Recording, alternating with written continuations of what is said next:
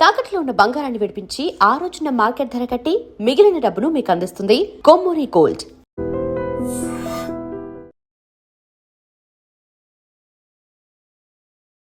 నమస్కారం, welcome to I dream. ధర్మ మార్గం విత్ విజిత కార్యక్రమానికి స్వాగతం.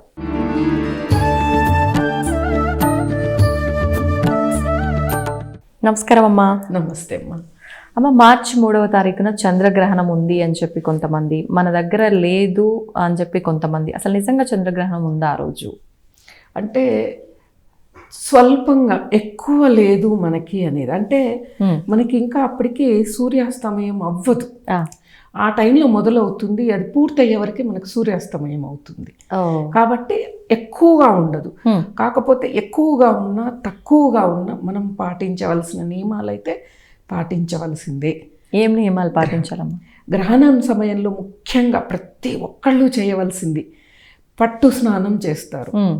స్నానం చేస్తారు, చక్కగా ఉతికిన దుస్తులు ధరించి. గ్రహణం మొదలైందన్నప్పుడు మీకు ఇష్టదేవత ఏ దేవతన్నా అవ్వని, లేదు లలితా సహస్రనామం పారాయణం చేస్తా అన్నా చాలు.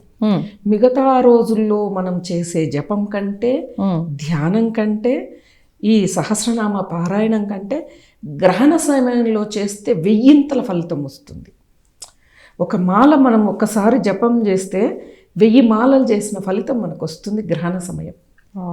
ధ్యానము చేస్తే యూనివర్స్ నుంచి ఒక కొత్త శక్తి అనేది మన శరీరంలోకి ఇది అవుతుందన్నమాట, వస్తుంది. ఇప్పుడు మన గ్రహణాన్ని చాలామంది ఈజీగా తీసేస్తారు, కానీ ఇప్పుడు ఇంకా కొంతమంది వచ్చేస్తారు, గ్రహణ సమయంలో మేము తింటున్నాం, నీళ్ళు తాగుతున్నాం, మాకేం అవ్వలేదు. ప్రజెంట్ ఏమవ్వదు, ఫ్యూచర్లో ఆర్గాన్స్ పాడవుతాయి. ఇది ఫారిన్ కంట్రీస్లో సైంటిస్టులు కూడా కనుగొని వాళ్ళు కూడా ఆ సమయంలో బాడీలో వచ్చే చేంజెస్, అంటే యూనివర్స్ నుంచి వచ్చే ఆ వేవ్స్ ఉంటాయి కదా, రేస్, అవి బాడీలో చేంజెస్ని తెస్తున్నాయి. భారతదేశ మునులు చాలా గొప్పవాళ్ళు కాబట్టి వాళ్ళు ఇవన్నీ కనుక్కొని భారతదేశ ప్రజలకు అందించారని వాళ్ళు కూడా ఒప్పుకున్నారు. ఆ సమయంలో మనం అసలు ఒక చోట కూర్చొని జపము ధ్యానము మనం చేస్తే 1000 ఫలితాలను ఇస్తుంది మనకి. అలాగే ఆహార నియమాలు, ఆహారము గ్రహణానికి ముందు కనీసంలో కనీసం, ఎందుకంటే ఇప్పుడు షుగర్ బీపీలు ఉన్నాయి కాబట్టి ఒక 2 గంటల ముందు, తర్వాత ఇంకెటు మనం విడుపు స్నానము, ఇండ్లు శుభ్రము, భగవంతుడి పూజ ఆరాధన. కొంతమంది ఇంకా రాత్రి కాబట్టి పొద్దున్నే లేచి చేసుకుందాంలే అని ఇల్లు శుభ్రం చేసుకొని నీటిని మార్చుకొని ఆహారం వండేసుకొని తింటారు. మరుసటి రోజు మొదలు పెడతారు. ఎప్పుడైనా చంద్రగ్రహణానికి జరిగేది ఇదే. ఎప్పుడు 6:30-7కు చంద్రగ్రహణం ముగిసిందనుకో, ఇంకెవరో బాగా ఓపిక ఉన్న వాళ్ళు అప్పటికప్పుడే భగవంతుడి పూజ ఆరాధన చేసేసుకుంటారు.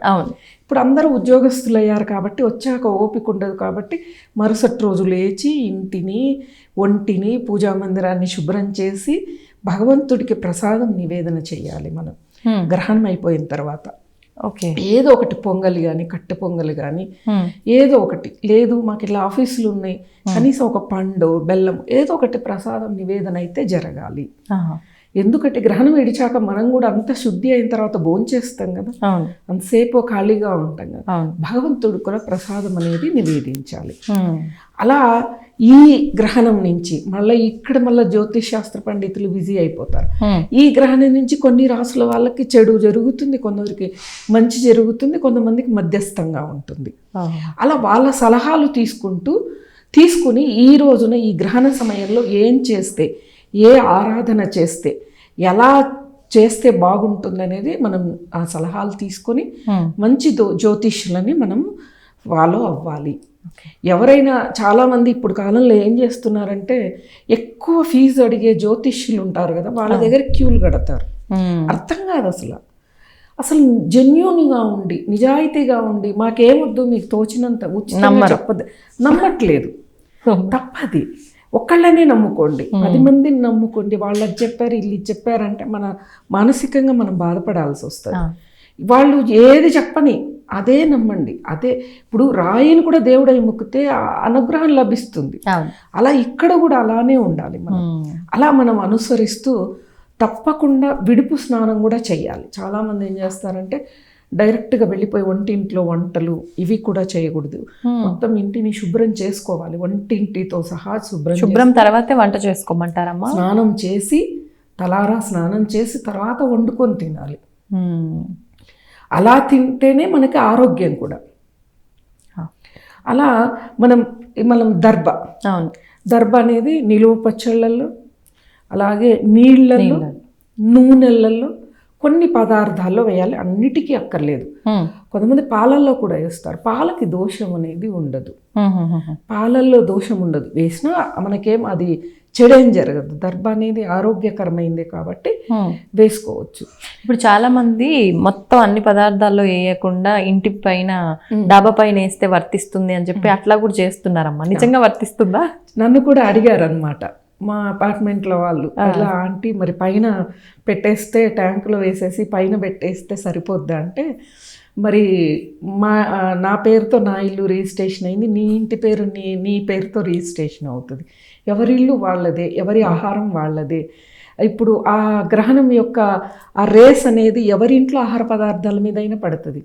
పైన ఉన్న అంటే 5th ఫ్లోర్లో వాళ్ళకి మాత్రమే అది వర్తించదు, కింద ఫ్లోర్కి మాత్రమే వర్తిస్తుంది. అది కూడా వర్తించదు, ఎందుకంటే ఆహార పదార్థాల్లో స్వయంగా పడాలి కదా. ఎక్కడో టెర్రస్ మీద పడితే కింద 1st ఫ్లోర్ వరకు రమ్మంటే ఇప్పుడు ఇంకా 45 ఫ్లోర్లు ఉన్న వాళ్ళకి ఆలోచించండి.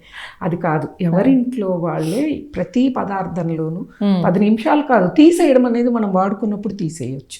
అదేం చెడేం చెయ్యదు. మనం వాడుకుంటున్నప్పుడు తీసి పక్కకు పడేసేసి ఆ డస్ట్బిన్లో పడేసి మనం వాడుకోవచ్చు.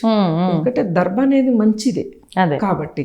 ఇలా ఈ గ్రహణాన్ని భక్తితో భగవంతుని ధ్యానం చేసే వాళ్ళకి, జపం చేసే వాళ్ళకి, ఏదైనా మేము ఇది చదువుతాము లేదా ఒక పురాణం చదువుతాము, చాలా మంచి చేస్తుంది. గ్రహణం అనేది చాలా మంది భయపడిపోతారు. కాకపోతే గర్భిణీ స్త్రీలు జాగ్రత్తగా ఉండాలి, వాళ్ళు చాలా సెక్యూర్డ్గా ఉండాలి. కదలకుండా ఉంటే చాలా మంచిది. ఇంకా కదలకుండా ఉంటూ వాళ్ళు కూడా, ఇప్పుడు మనకి ఎలాగో స్మార్ట్ ఫోన్లు అందరికీ దానిలో వాళ్ళు ఏ భజగోవిందము, ఏదో సౌందర్యలహరి ఏదో ఒకటి వింటే ఆ బిడ్డకి మంచిది, ఆరోగ్యంగా బిడ్డ పుడతాడు. అలా నియమాలను తీసుకోవాలి. గర్భిణీలు కూడా ఆ గ్రహణం ముందు గ్రహణం తర్వాత కూడా ఆహారాన్ని తీసుకోకపోతే తల్లి బిడ్డ ఇద్దరు ఆరోగ్యంగా ఉంటారు. ఆహారాన్ని 2 గంటల ముందు స్వీకరించవచ్చు ఆహారాన్ని. తర్వాత అయిపోయాక ఆ గర్భిణీ స్త్రీ తలారా శుభ్రంగా స్నానం చేసి చక్కగా వేడివేడిగా వండి పెడితే తొందరగా ఆవిడకు వండి పెట్టడం వల్ల కొంచెం ఆవిడ, ఎందుకు అంటే 2 ప్రాణాలకి తన ఆహారాన్ని ఇవ్వాలి కాబట్టి తను ముందుగా భోంచేస్తే చాలా మంచిది. నియమాలు అనేవి భారతదేశ నియమాలు ఆరోగ్యానికి ముడిపడి ఉన్నాయి కాబట్టి వీటిని మనం కొట్టివేయటానికి లేదు. తప్పకుండా మన నియమాల్ని పాటించాల్సిందే. ప్రస్తుతానికి ఏం కాదు, నాకేం కాలేదే అంటారు. తర్వాత ఒక్కొక్క ఆర్గాన్ అనేది ఎఫెక్ట్ అవుతూ వస్తుంది. కిడ్నీస్ పోవచ్చు, లంగ్స్ పోవచ్చు, లివర్ పోవచ్చు, ఏ క్యాన్సరో రావచ్చు. దీనివల్లనే ఇటువంటివి జరుగుతాయి. కాబట్టి జాగ్రత్తగా ఉండాలి. ప్రస్తుతానికి ఏం జరగదు, ఏం జరగలేదు కదా అనొచ్చు. నీకు 10 ఏళ్ల తర్వాత కూడా జరగవచ్చు. ఈ గ్రహణం సమయంలో నువ్వు తీసుకున్న ఆహారం వల్లే జరగవచ్చు. దాన్ని ఎవరు చెప్పలేరు కూడా. ఎందుకు ఇంత విపరీతమైన అనారోగ్య సమస్యలు అంటే మన ప్రవర్తన, మన నియమాలు సరిగా లేవు. ఋషులు చెప్పిన మాట మనం వినట్లేదు. మనం విని ఆచరిస్తే తప్పకుండా చాలా బాగుంటుంది. అది. సంతోషమ్మా, ధన్యవాదాలు. తవ్వండి, తవ్వుతూనే శివలింగం సరే దాన్ని అట్లా కప్పేసేయండి, చూపించదండి. Krishna is there. మూర్తి పూజ కాదు, సాక్షాత్ బ్రజేంద్ర నందన భగవాన్ ఉన్నారు మూర్తిలో. ఏమీ ఆశించకుండా ఆరాధించే వాళ్ళు కూడా ఉన్నారా ప్రభుజీ? నిజమైన భక్తి అంటే మనకు తెలియదు కాబట్టి